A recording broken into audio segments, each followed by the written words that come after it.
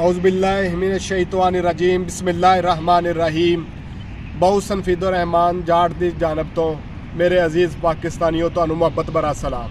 मेरे दोस्तों, अज ये वीडियो बनाने का मकसद सिर्फ यही है कि गुज़श्ता दिन जिहड़ी रात दे हनेरे दे विच इंपोर्टेड सरकार ने मेरे अजीज़ पाकिस्तानियों के उत्ते पेट्रोलियम बंब जिहड़ा गिराया वा ਉਹਦੇ असरात एक गरीब दिहाड़ीदार तक डायरैक्ट ਜਿਹੜੇ ਪਹੁੰਚਣਗੇ। मेरे अजीज़ दोस्तों, ਜਦੋਂ ਦੀ ਇਹ ਸਰਕਾਰ आई है ਇਹਦਾ हर कदम हर अमल आवाम ਦੇ ਵਾਸਤੇ ਬਾਇਸੇ तकलीफ बन रहा है।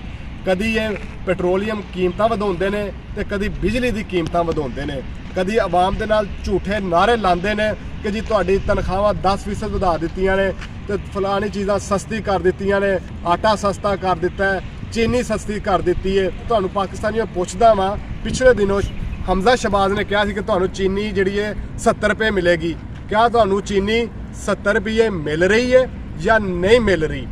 तो मेरे अजीज़ दोस्तों, ये जी सरकार है ये जितनी देर तक पाकिस्तान के उत्ते मुसलत रहेगी वो आवाम के वास्ते बाइसे तकलीफ बनेगी। क्राइम मिनिस्टर शहबाज शरीफ को एक सवाल पूछना चाहना वा कि तेरी जगह एक वजीर आज़म इमरान खान सी, यही मुल्क सी, यही खजाना सी, वो आवाम नू सहूलियात दे रहा सी। उन्हें पेट्रोलियम मसनूआत की कीमतां बला कर दित्तियां सी, बिजली उन्हें सस्ती कर दी सी, तालब इलमां नू स्कॉलरशिप दे रहा सी, वो लंगर खाने चला रहा सी, असास कफालत प्रोग्राम वो चला रहा सी। ऐसी की मजबूरी बन गई कि तू जड़ा हर चीज़ की कीमतां वधाई जा रहा वा। तो मेरी तमाम पाकिस्तानियों अगे भी हाथ जोड़ के दरखास्त आ कि इस जालम सरकार के सामने आवाज़ बुलंद करो।